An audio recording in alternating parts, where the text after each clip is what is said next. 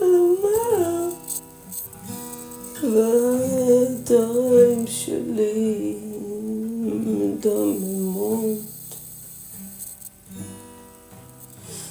אני על פנים רוח שבור, הנפש נעלמה, הזמן לא זז, הכל מרגיש כל כך לאט כשאתה מת. אתה מת. שעון הזמן לקח אותי לקצה, הסכין שתפס לי חתכה לי את היד. אני לא יודע איך אחזור מכאן, אני לא יודע אם אחזור מכאן. אני צריך להיות חזק, אני יודע, אבל אני מאבד את השליטה ואני משתגע. אני רק גופה.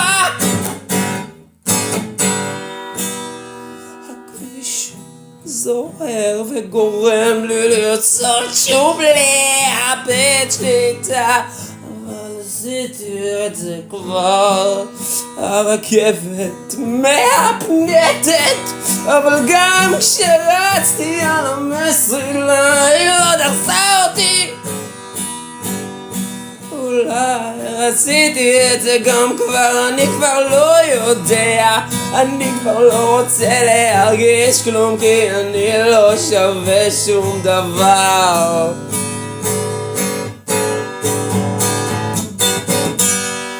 כל האש הזו שיש לי בעיניים פשוט שורפת אותי מבפנים. אני רוצה לחיות אבל אני פשוט כבר הפכתי לבלוק של קרח. אני רוצה להרגיש משהו טוב אבל אני לא מסוגל יותר להכיל את כל הרעל הזה.